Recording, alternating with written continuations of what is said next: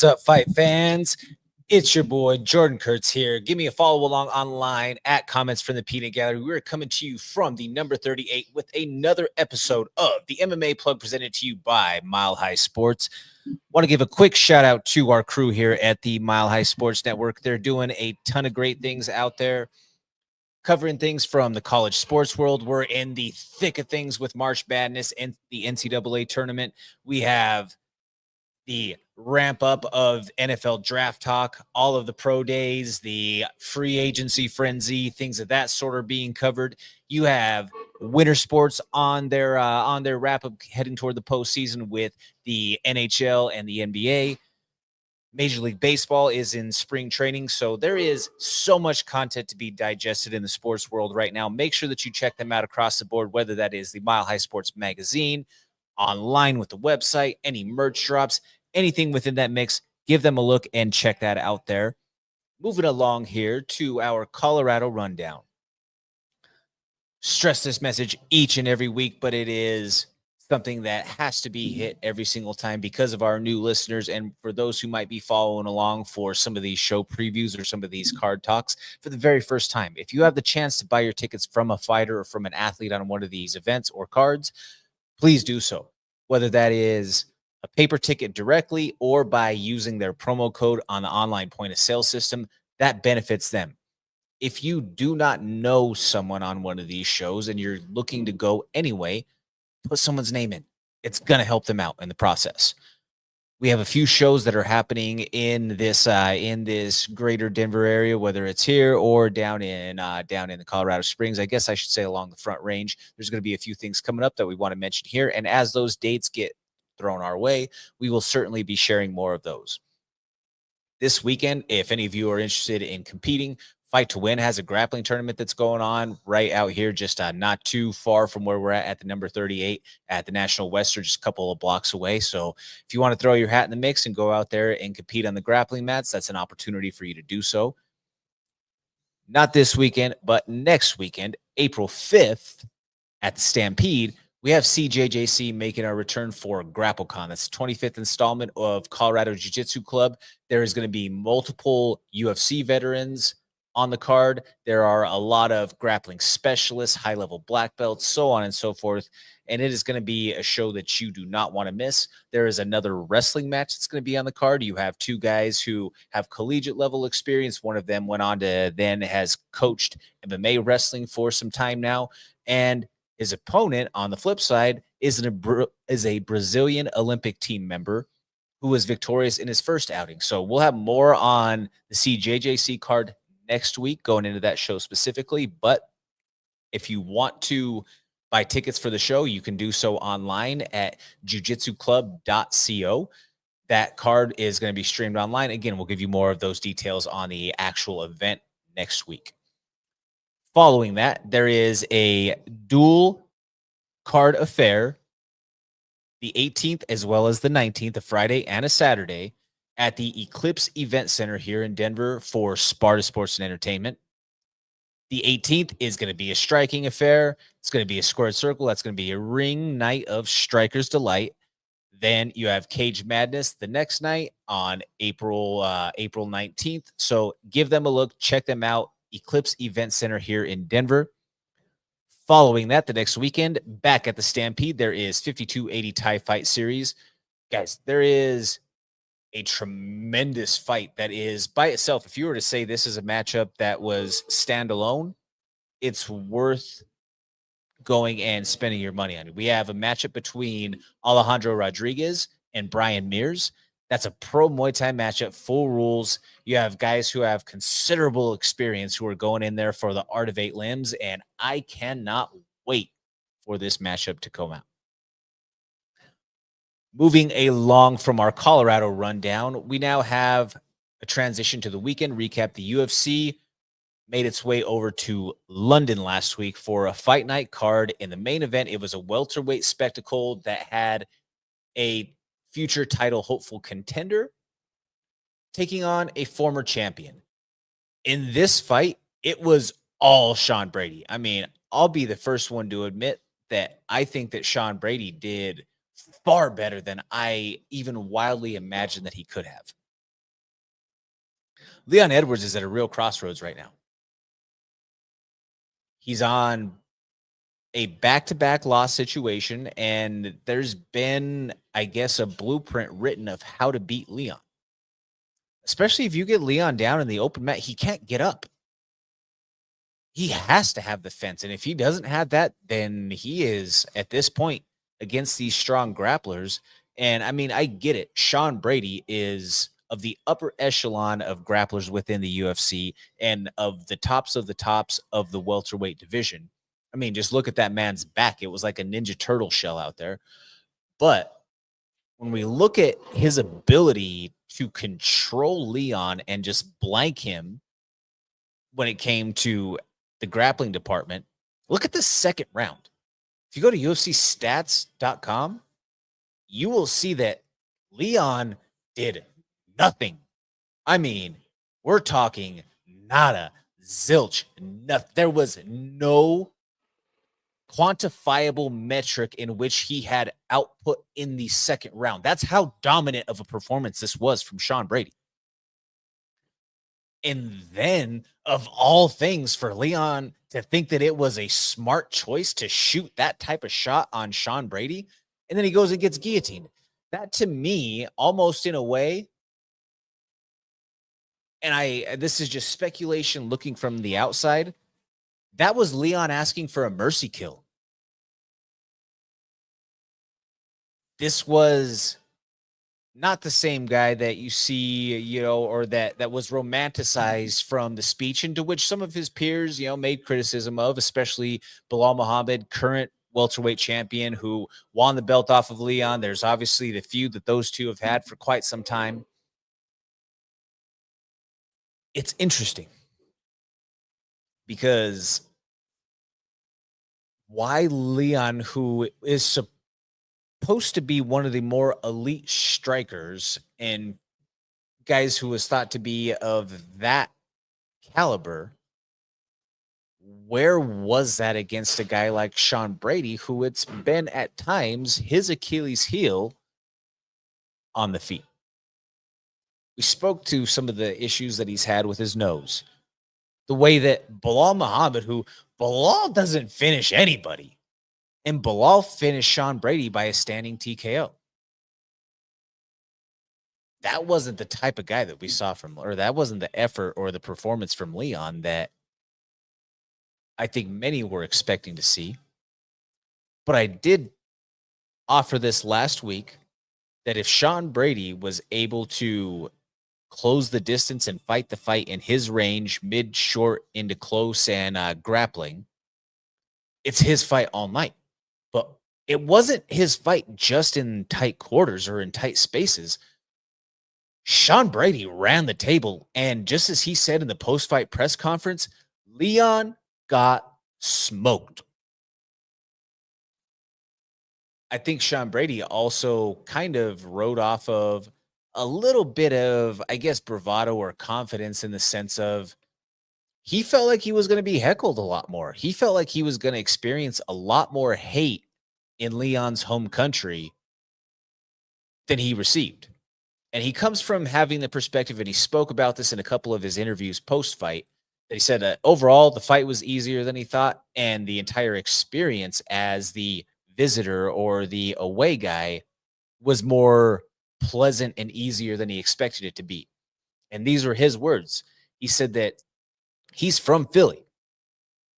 If those of you who know anything of the core four of regular sports, Philly is notorious for being some of the most, if it's for your team or when it's a good time, die hard and loving. But if you're the away team, there's some of the most vicious and atrocious fans to the opposition that you could imagine. I mean, Sean Brady said that he expected to be spit on, have things thrown at, be threatened, all of the sorts of things that, I mean, I guess maybe in one way he kind of in a backhanded way called Philly fans trash, but call it for what it is. He comes from a very rabid fan base who are diehards, to the point to where whenever they have runs in a postseason game or a postseason contests of their regular sports, Flyers, Eagles, Phillies, Sixers, whatever, they have to go out in the town and grease the fixtures. They have to go out and board up the windows and the glass and everything because they're worried that it's going to go to a full 5-star Grand Theft Auto type of riot situation. He said he didn't feel any of that sort of vitriol when he was over there across the pond. And for that matter, he received a lot of love and fanfare. Said it wouldn't have mattered if you were coming in there and you were the opposition playing against somebody from Philly. No, like, you were going to face that sort of hatred. And he gave the recent example of Jeremy Stevens when Jeremy Stevens went to Philly to fight against Eddie Alvarez. Eddie Alvarez being the Philly guy, being the hometown favorite, said Jeremy Stevens, despite him in most other occasions being a guy who gets a lot of respect, at least from the hardcore and the faithful, he was public enemy number one at every single public outing that weekend while they were in Philly for that bare knuckle event. He was expecting that. And when he got a little bit more of a welcoming embrace, he's like, oh, I'm going to go out there and I'm going to put the work on this guy. And that's exactly what he did. In the co-main event, we had a matchup between Jan Blachowicz and Carlos Oberg. This was a couple of who are thought to be, maybe next in the wings or top guys. And it's understandable based on rankings, number 3 taking on number 6 respectively. Blachowicz, though, in his early 40s, he drops this fight by decision to Carlos Oberg. There was a couple of moments where I think that Jan could have possibly pulled away and gotten the win. Just tactically was outdone by Carlos Oberg, if you will.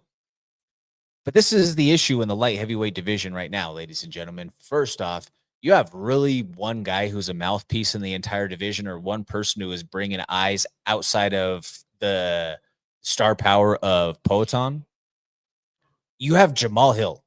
He is about the only guy who is vocal and is being somewhat of a lightning rod and needle mover. And whether it's good or bad, he is the one guy who's kind of keeping some sort of life there.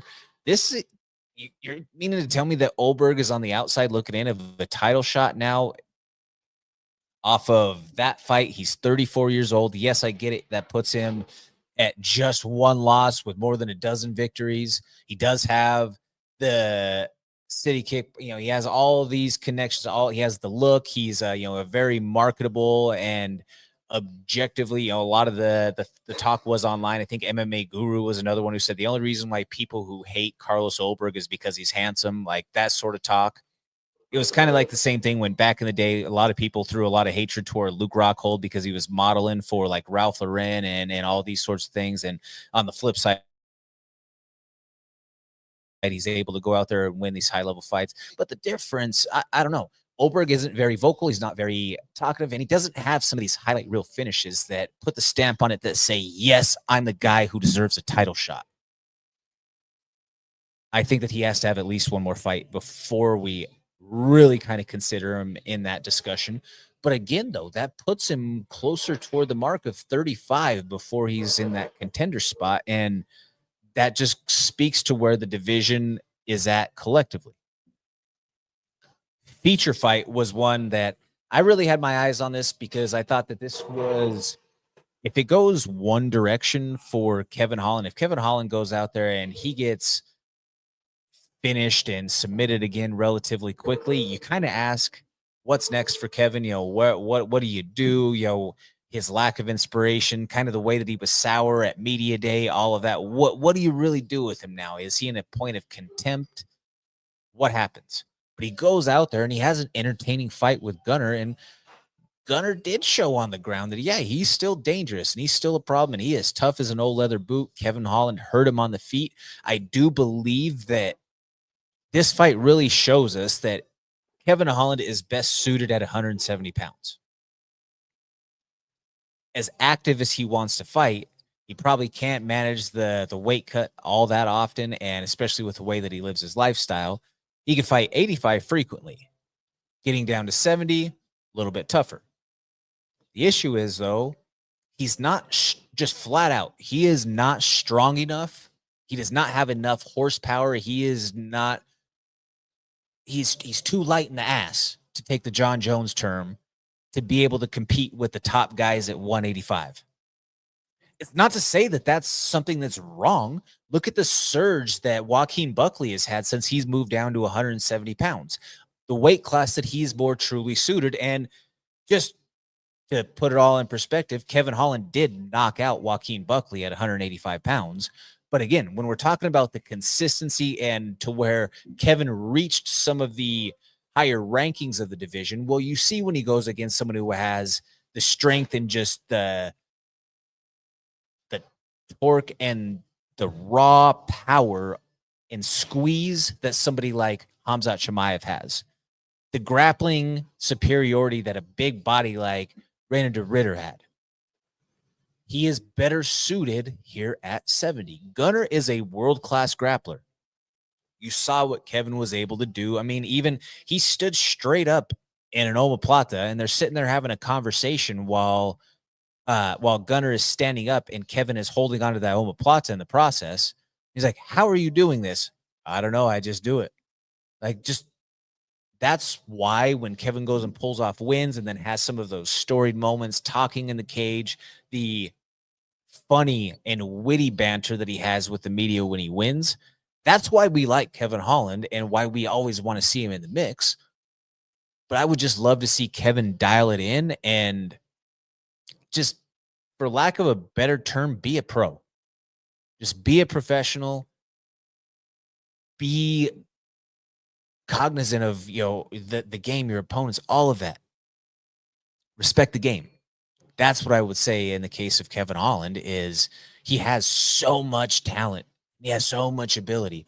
I don't know if that ever leads to 12 pounds of gold around his waist, but that does lead to a lot of high-level, entertaining, and fun fights where he can make a lot of money for a few more years in the limelight in these A-list type of spots. But winning is what keeps you there. Going out there and having podcasts like he did with Jackson, to where kind of makes an ass out of himself and then goes and loses the fight days after he says, I don't really care about this fight on Saturday, and gets smoked in the process. Those aren't good looks.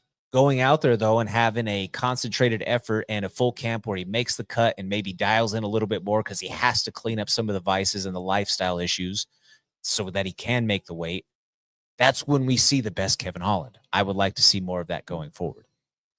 Next fight, you see Molly McCann drop, and she retired following the fight. The thing is Meatball Molly McCann, she juiced everything that I think she was able to at the highest of levels. She got the most out of her career. She had a late resurgence, and her popularity and fame was certainly helped by Patty Pimblett, her longtime teammate and close friend. Patty had a very emotional showing of support while she retired there in the cage, and then also put out something very heartfelt on his social media, paying tribute to Molly. Molly, though, at the same time, was very fortunate that she signed I believe it was a multi-million-dollar sponsorship deal with Barstool a couple of years ago. So she has the resources now to be able to walk away from fighting and to pursue other endeavors. I am happy that, especially, she has been on the wrong side of a couple of fights, and a couple of them haven't been pretty finishes that have, she's ended up on someone's highlight reel. I'm glad that she was smart enough to see that another run going forward really wasn't there at this time or at this stage of her career.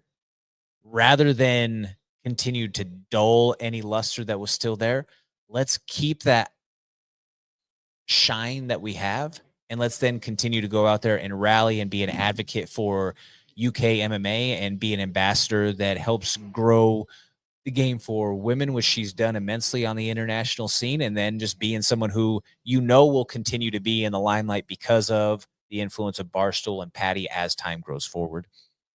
Another couple of fights to talk about before we move along here in the program.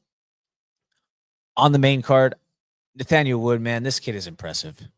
I think that he has a tremendous future in the featherweight division.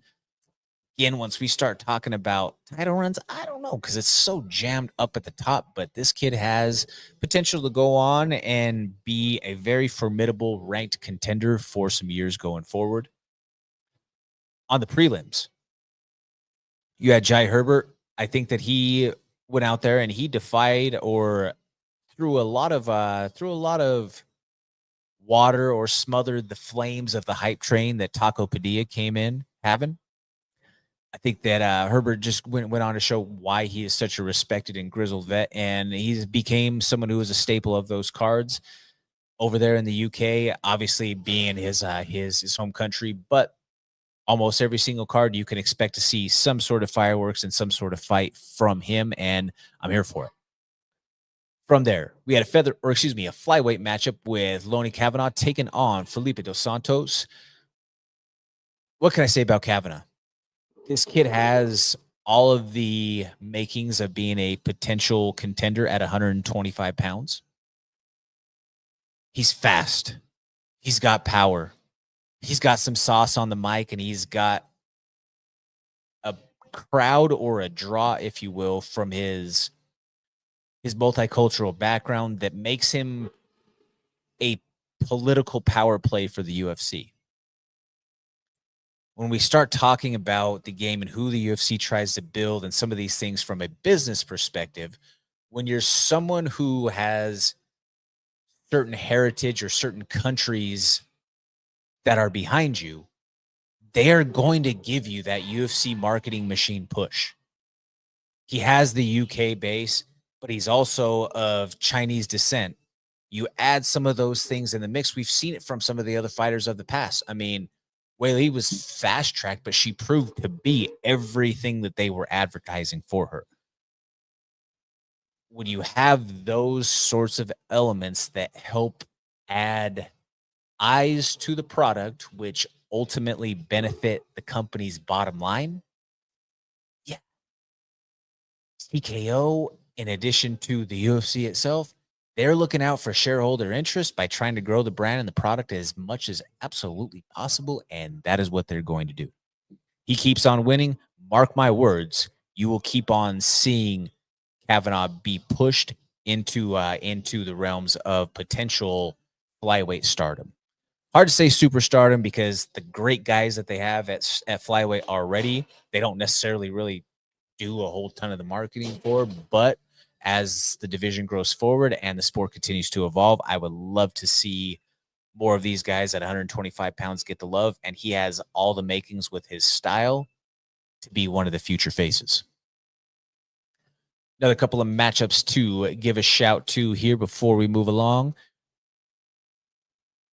What can I say about the comeback of the afternoon? I think that the matchup with Pooja Tomar taking on Shauna Bannon.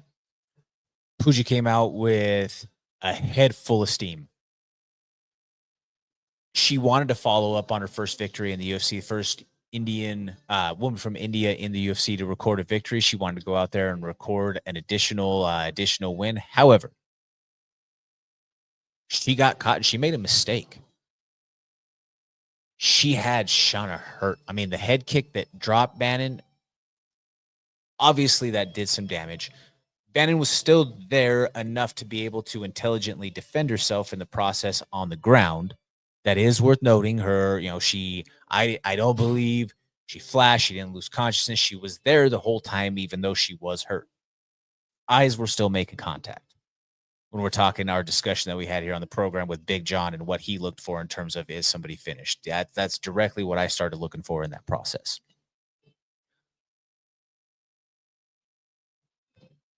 The armbar that Bannon initially threw up wasn't there or wasn't secured deep enough to get the finish.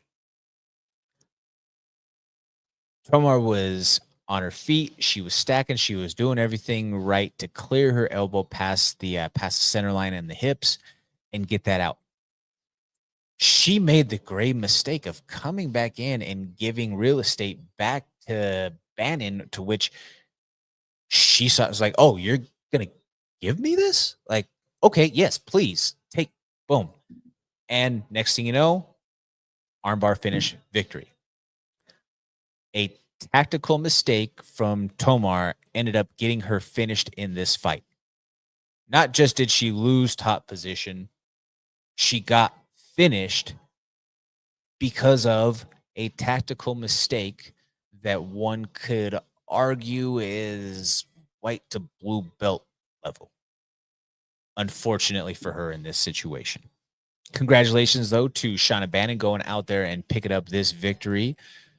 He was able to celebrate with her corner, with her pops right over there, and obviously a massive outcry and showing of emotion because of the adversity that she overcame in the fight. Another matchup open in the card that I don't know. This guy is one of the bigger conundrums, in my opinion, that we've seen in the UFC over the course of the last couple of years. Shot onto the scene with a couple of incredibly exciting fights, one of which was a fight of the year matchup with Mateusz Gamrot. He did drop the fight by split decision, but Guram Kutateladze, the Georgian Viking, he just has had a couple of performances that you just wonder, is he cutting too much weight? Is he overtraining? He can come out hot and then just has a very steep fall off. Yeah, did he win his previous fight? Sure. But it was a tough and it was a close fight that we just haven't seen the same guy that we saw in those first couple of matchups. Now, again, you could make the argument or put out the point that the war that he had with Gamer, that could have taken a lot out of him.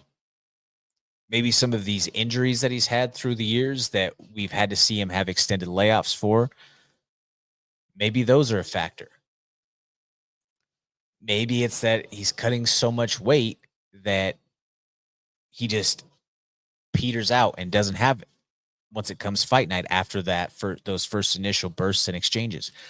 I don't know what the answer is. I know that the answer isn't 170 pounds for him, or I don't think so, at least for him competing at high level, if you will. I've met and I've hung out with Guram before. He's not a tall guy. I don't think that 170 pounds would be a good fit for him, especially we just talked about Kevin Holland earlier. Kevin Holland is probably about 6-7 inches taller. That's not a good situation dimensionally. And granted, yes, Holland is one of the taller 170-pound guys, but making the point just for reference sake. On the flip side, Kyle Fernandez, former LFA standout, comes in and he gets a big victory and continues to propel himself forward. I'm excited for this kid. This kid goes out there and he fights his heart out each and every time. Did you guys have any other fights on this UFC card that you thought were worth mentioning, or that you thought were a standout performance from anybody? Let us know. We're going to talk about this week's UFC Fight Night card. UFC goes to Mexico City this week. This is now back-to-back International City Fight Night cards where they are being headlined on the A side by a former champion. In this case, it's a former champion as well as a former title challenger that are going against each other. Both of them have that mutual opponent in Alexandre Pantoja, which they both dropped the matchup. You have number 2 ranked Brandon Moreno taking on number 8 Steve Erceg. Stylistically, this is a fight that, Erceg he's facing an uphill battle if we get the real Moreno. If we get a true vintage, of Brandon Moreno of that title run type of performance. He's tough. He's going to be able to throw that overhand, and he's a nasty grappler in the process. Erceg, on the flip side, does have power. He does have a lot of skills that he brings to the table. You're in such a tough spot when you're Steve Erceg, if we're being completely honest in this fight, because while I do believe that he is a very talented kid in the octagon, he got pushed so quickly based off of Pantoja clearing the division for contenders that, he's getting baptized by fire against some of these top guys. In that, sometimes you run into a couple of tests, maybe a little bit earlier on than what you were prepared to take. Reason I say that is he gets pushed from, if I'm not mistaken, when he took on that title fight, he was number 10. Loses to Pantoja. I mean, a tough fight, takes him to a decision. Arguably, was an IQ decision of, and a couple of grappling exchanges away from recording a victory and taking that title. However, following fight from that, he gets knocked out in the first round against Kai France. That's back-to-back losses, and then now he's facing a former champion who is eager to try to get himself back into another title fight. It's not a good position to be for Steve Erceg when you're looking at the uphill battle of not walking away on Saturday in Moreno's home country with 3 losses in a row. Moreno lost the last time in Mexico City. I think he defends the fort this time. In the co-main event, you have Manuel Torres taking on Drew Dober. Anytime it's a Drew Dober fight, count me in. I don't care who it is. It's a fight that's worth watching because he's never out of a fight. It's an exciting matchup regardless of who it is. And in victory or in defeat, Drew Dober fights his ass off, and he's a guy who goes out there and tries to please the crowd. I mean, just look at the situation in Denver a few months back when he fought against Gene Silva. Multiple opponent fallouts, all the way down to the 11th hour to take that last matchup against a dangerous and up-and-coming prospect, and puts on a fight that had the crowd on their feet at Ball Arena. That's the type of guy that Drew Dober is. Any sort of time that he's on the card, count me in. Following that, in the feature fight slot, you have a matchup in the middleweight division between former title challenger Kelvin Gastelum and Joe Pyfer. I don't know how much we have left in the tank for Kelvin Gastelum, if we're being completely honest, ladies and gentlemen. I mean, I, for the longest time, was a big advocate and a fan and a supporter of Kelvin, but I don't know how much Kelvin still wants it, if we're being completely honest. He's had issues on the scale. He's had his own self-reported interest level issues at times. That doesn't speak well when you're already undersized for the division and you're going up against a guy who's a power puncher and wants to go out there and put your lights out like Joe Pyfer does. Feelings and the nostalgia of the Gastelum of old who went on that title run and had the epic historical war with Israel Adesanya. I want that guy back, but that's 2019 Gastelum, 2018, whatever the timeline was. That was my point, being that's years removed from who the man that we have seen in the last few performances is. On the flip side, Joe Pyfer continues to grow and evolve. I think that this matchup favors Pyfer. You have Vince Morales getting right back in there against Raul Rosas Jr. I struggle with this one, right? And I say that I struggle with this because this is a great matchup for Raul Rosas Jr. It's a winnable matchup, but it's also, Vince Morales, don't get it twisted. He's a very tough and gamey vet. We just saw him fight against Elijah Swift-Smith. Both guys are represented by Iridium. I hope that the writing is on the wall. Let's just address the elephant in the room. This is a matchup that is being given to Raul Rosas Jr. to try to go out there and win in his home country in Mexico. The last time when they were in Mexico City, Raul Rosas Jr. crapped the bed and fell in and had anxiety in that matchup with Ricky Turcios and literally pulled the plug on the fight minutes before making the walk.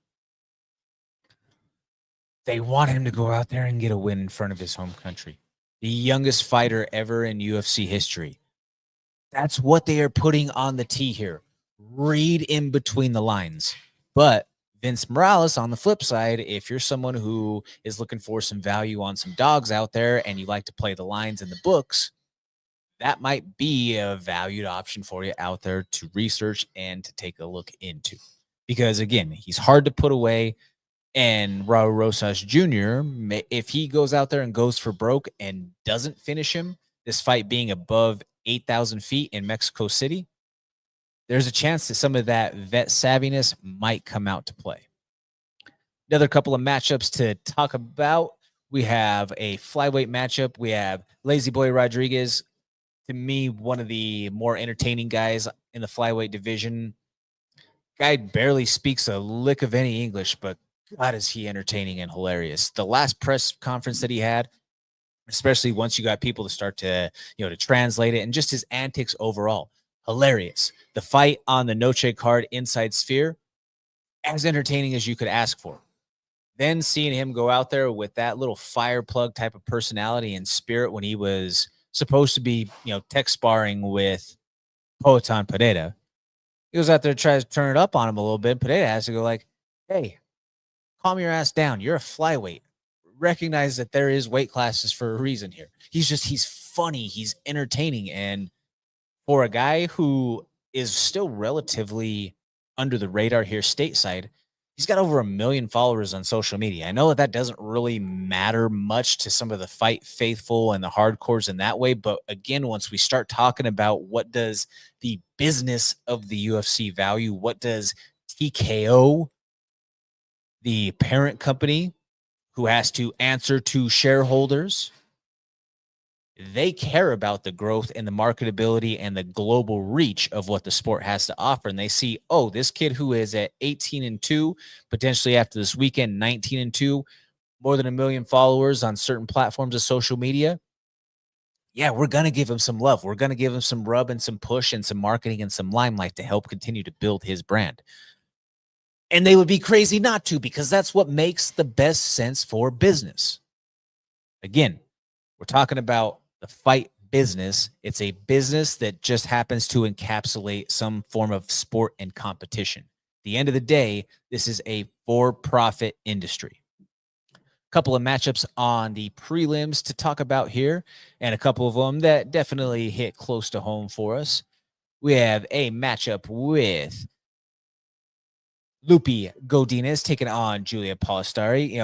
Lupi is a friend of the program. We've had her on here before. She's a former LFA champion and a standout in those ranks. She's gone on to the UFC and she's had a fun run to watch.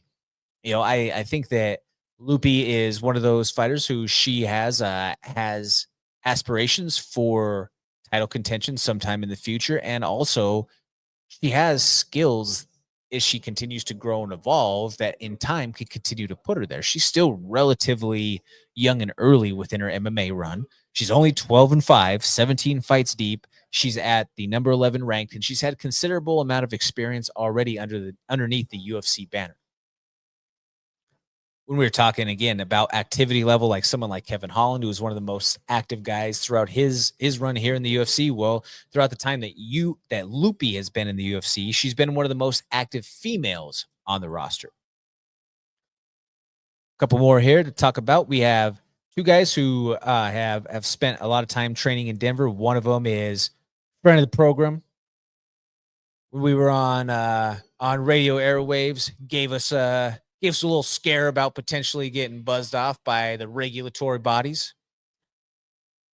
Good friend of mine, teammate, someone I've trained with, done a lot of media in the process with, Vince from Hell Pichel, the inspiration for the stash today. Had to rock it in honor of Vince. He's taken on Rafa Garcia. Vince is looking to go out there and get himself back in the winner's circle in his last outing down in Brazil, roughly about a year ago. He lost a decision to Bonfim. On the flip side, though, Vince has had a tremendous camp. He's gone out there and day in, day out has put in the work to put himself in the best possible position to go out there and get his hand raised. I mean, make no bones about it. Vince is not young anymore.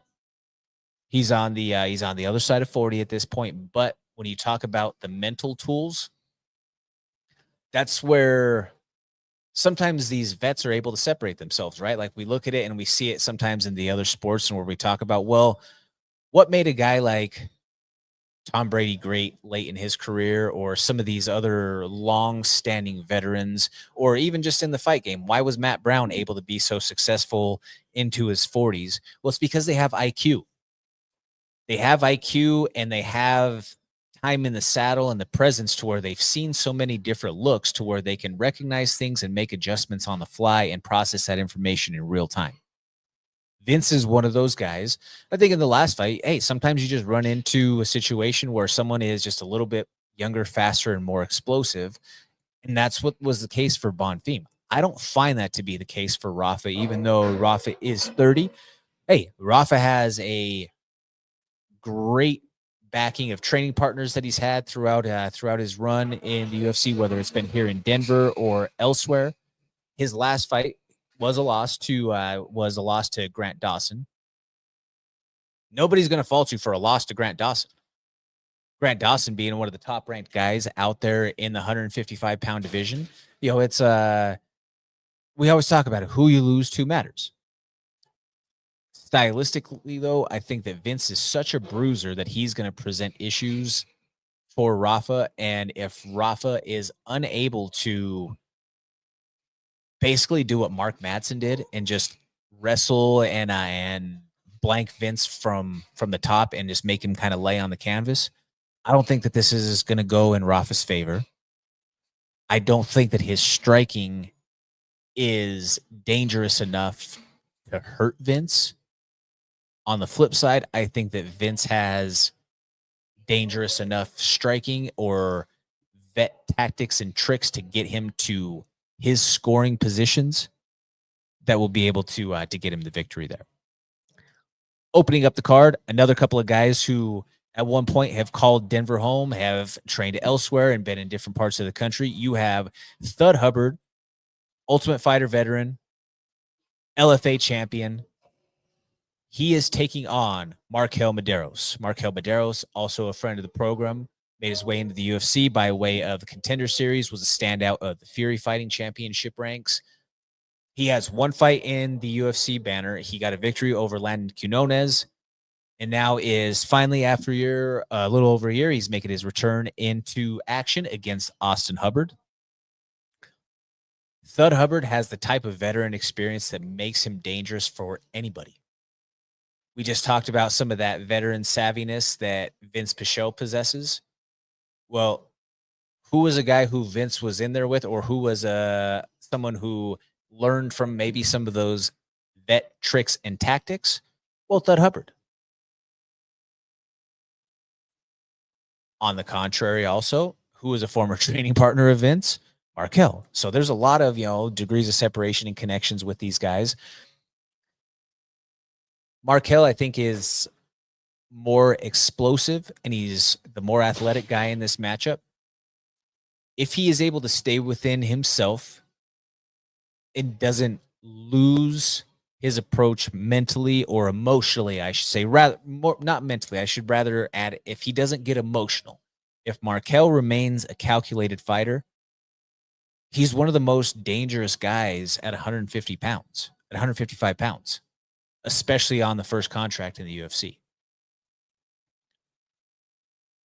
Where he sometimes might run into a little bit of issue is, hey, you start getting goaded into the type of fight where Thud Hubbard thrives in a brawl and banging it out, then you start playing into his favor.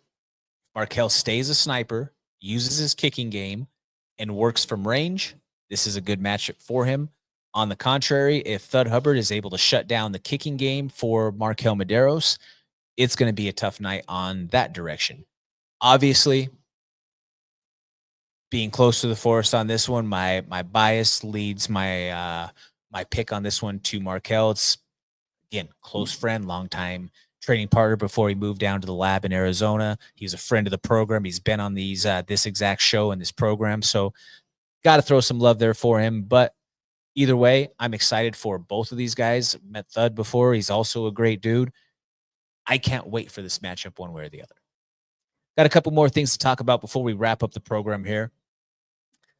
Guys, this is a topic, and I'm wearing the free Cain shirt today, and the trial, the sentencing, all of these things, they've came to a conclusion now, and we have at least on the criminal side, there's still the civil cases that are going on, and then there's the criminal case pending against Golarte. But let's just dive into a little bit of this here. In case you missed it, the sentencing happened yesterday, and it was delivered by a judge who had tears in their eyes. The former UFC heavyweight champion, Cain Velasquez, was given a 5-year sentence. All things considered, this is a win. Let me elaborate. There's two ways that we look at this, right? We can look at it morally, and we can look at it legally. Morally, we say that Cain acted as any father would after hearing that their 4-year-old son was the victim of sexual abuse at the hands of Harry Golarte, and he had a see red moment. We would have morally said, hey, calling the time served was punishment enough, and that we as Cain fans would have loved to have seen things just kind of go away at this point. But that's impossible from a legal perspective, especially considering that he did shoot and the person that he hit wasn't the person he was going after. And he had a high-speed car chase. Again, let's all put these things in perspective from a legal view. The 42-year-old faced 10 felony charges stemming from the 2022 incident in which he engaged in an 11-mile high-speed chase with Harry Golarte, who is accused of molesting Cain's then 4-year-old son on multiple occasions, where then Cain chased him down, fired several shots from his windshield from a .40 caliber handgun into the car carrying Golarte, Golarte's mother, and his stepfather, Paul Bender. This resulted in non-life-threatening injuries to Bender, and due to the gunshot wound in his arm, he is permanently disabled due to severed nerves and no longer has use of the arm. Legally, this is a form of aggravated assault resulting in great bodily harm. There were photos that were displayed in the court proceedings that showed the truck being lined with bullet holes. These 10 charges that ranged from attempted murder to shooting at a motor vehicle and an aircraft, assault with a firearm, assault with a deadly weapon, willful discharge of a firearm from a vehicle, carrying a loaded firearm with intent to commit a felony. All of these things, Cain pled no contest. The prosecutors were seeking a 30-year sentence, 30 years to life, I should say, for Cain. And the defense just hoped to attain time served and probation. In all actuality, Cain needed to plea this case out. Why, you ask? Let me tell you. They could have rolled the dice, and they could have went to trial to try to play this thing out. That would have been a slippery path.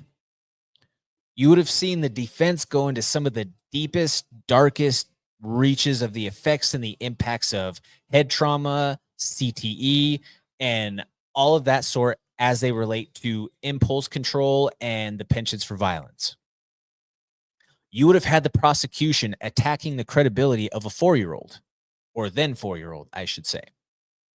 And so many more dark elements to the case that would have all led to the defense needing to convince jurors that this massive human, again, heavyweight champion, former heavyweight champion, is not guilty nor a threat to society. This is also considering that Cain, even publicly, has not denied what he did.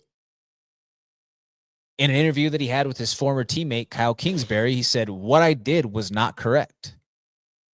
I understand that.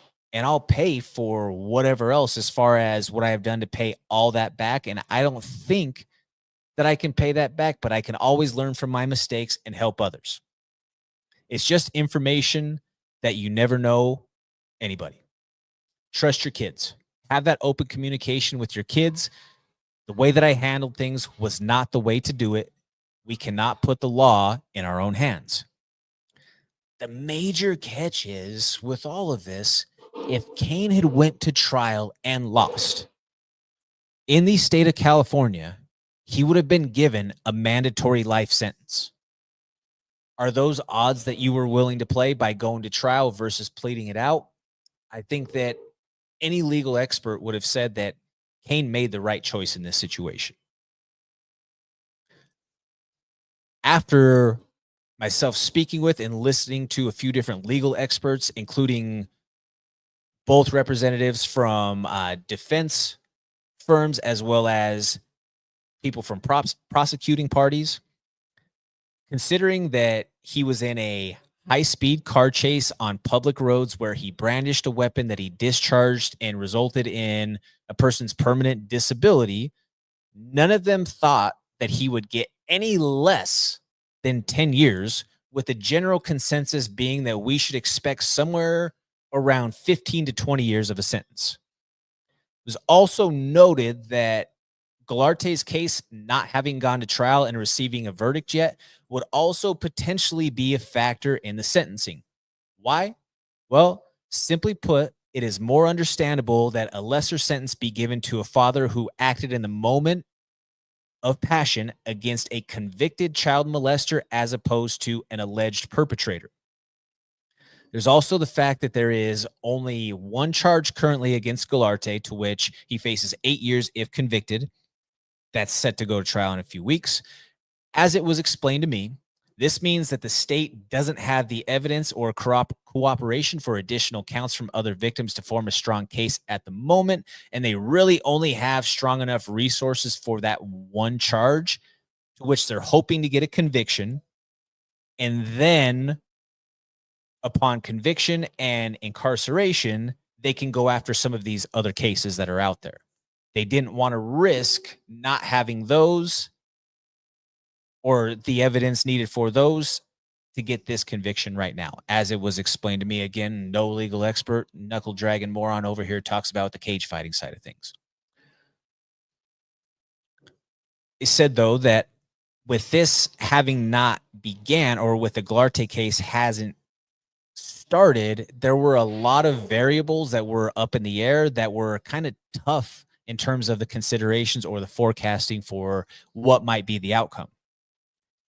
Criminal defense attorney Patrick Donahue also said that Cain's case and sentencing prior to Galarte's was a win for the defense, in his opinion, because he believes that the worst possible outcome could have been that Galarte, who claims his innocence, would be legally ruled as not guilty while Cain's sentencing was in limbo, because in contrast to my earlier statement, it would be harder for a judge to justifiably give a more lenient sentence for going after a man who, in the moment, he thought was an abuser, but was then determined not guilty in a court of law.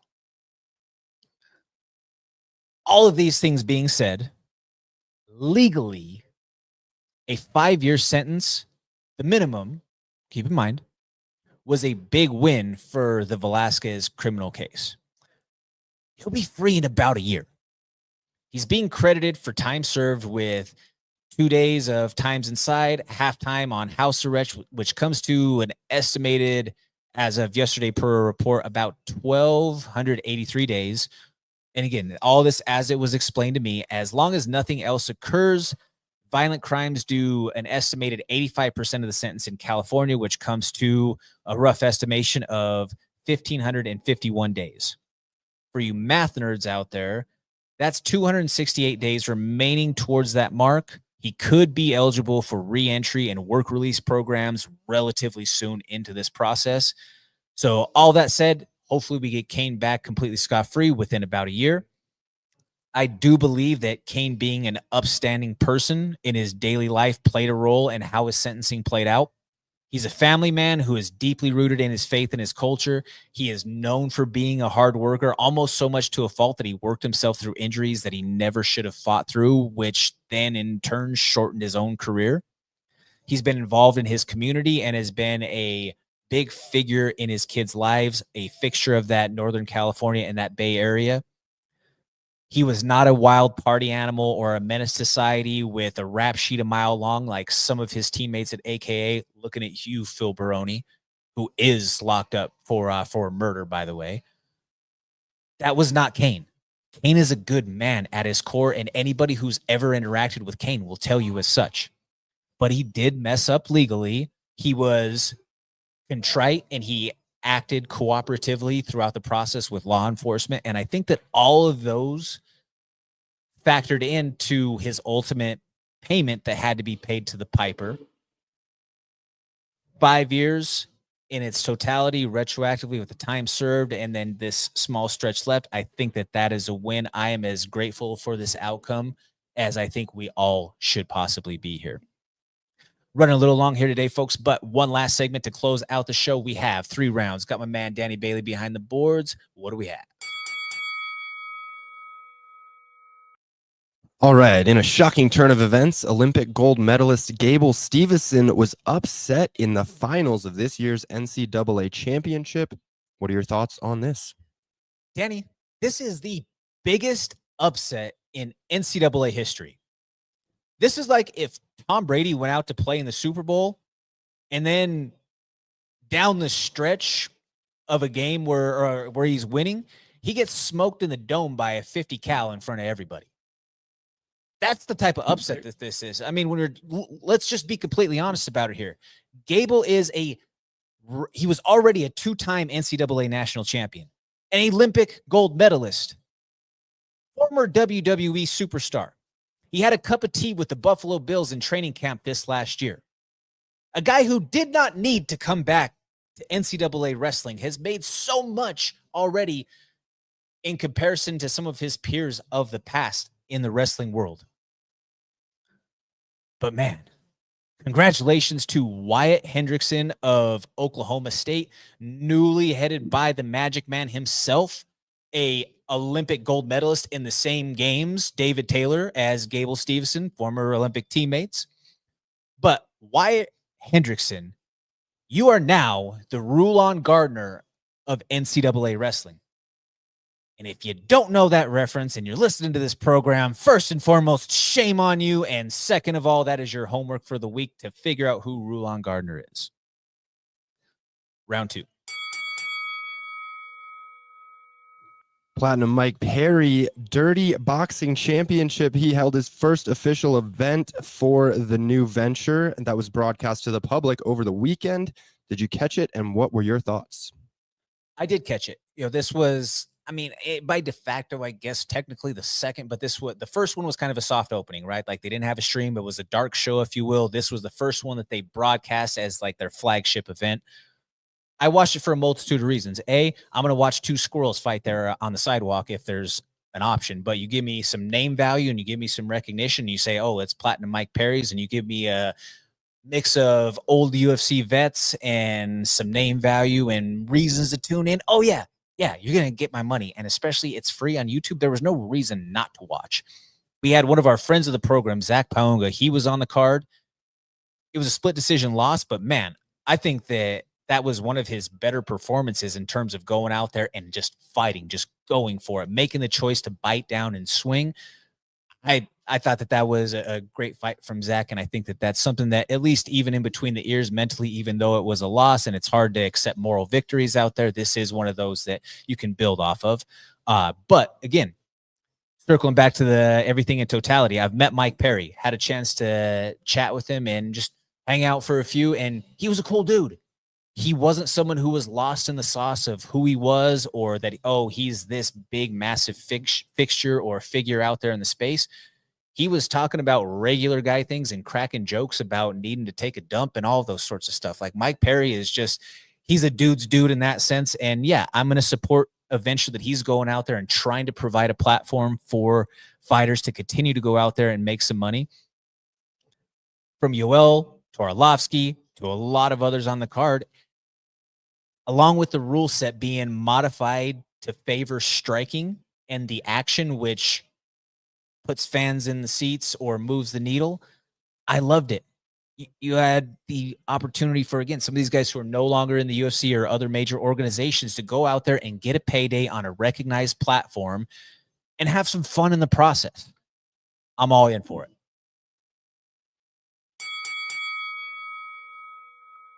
All right, and third and final round, breaking news as you were braving that 25 traffic on the way up here, Jordan. We have a new multi-year story, multi-year case. Jeff Molina, Derek Minner receive multi-year suspensions after UFC gambling investigation related to the November 5th, 2022 bout in question. Your thoughts on the suspensions? This is another one where I think, kind of all things considered, it's the best outcome that these guys could have had. It's a 3-year ban. It's retroactive to the infraction, so that means that they're both going to be eligible to return on November 5th of this year. However, the question that remains will be if any promotion and or sanctioning body will be willing to license them to fight. Derek Minner is 34, so him returning to the big show, not likely in the cards happening. But Molina, I mean, he's the guy who walks so Peyton Talbot can run. If you know, you know. He'll only be 28 with an 11-2 record once he's able to return. So by time on the clock, yes, he still has time, but morally or ethically, will there be a commission and a promotion that's willing to take him on? You know, I don't know. That's kind of Pete Rose grounds when you bet on your guy to lose. It's a very, very tough situation all the way around because, you know, I mean, I don't want to say too much because of close ties, all of that. But what they were found guilty of was a code violation for not disclosing a prior injury during the pre-fight medicals. What then also added to it was Molina placing a wager on the outcome. On the defense side, as it relates to the non-disclosure of the injury, this literally happens every fight, every show, every level, whether it's down here on the local level or it is on the highest of high international big cards. We just saw it from Alex Pereira, who had a hand injury and he was sick going into that Ankalaev fight. It happens. And it's going to continue to happen if there's no sort of insurance or safeguard for fighters to get paid if they're not able to actually fight. That's just the way that it is. And I don't blame them for continuing to tough it out and go out there and be the prize fighting warriors that they are, because that's how their bread comes in. Where the fault came, though, in my opinion, in all of this, was going and then betting on your teammate and having that information shared on a Discord server, all allegedly, I guess, just so we safeguard ourselves here with that blanket word allegedly. But to paying members of this server, if they didn't have the gambling situation a part of this non-disclosure of the injury, there's no suspicion that's raised. Or there's nothing that's thought of it. Where the suspicion was raised was because of the late line movement when it came to betting and the sway of dollars exchanged. Once you start messing with casinos' monies and you get the alphabet bureaus involved, yeah, they're going to start to try to figure out, hey, what happened here? And they have the resources to go and find those exact things out. That's where the biggest issue came for them. But just like that, folks, we are all out of time. We want to thank you all so much for tuning in this week. Let us know what you think about the cards. Hit us up on social media if you have any heaters or you have anything that you want us to hit next week. I want to thank my man, Danny Bailey, behind the boards, holding it down for me. Shout out to the rest of the Mile High Sports crew. This is the MMA Plug presented to you by Mile High Sports.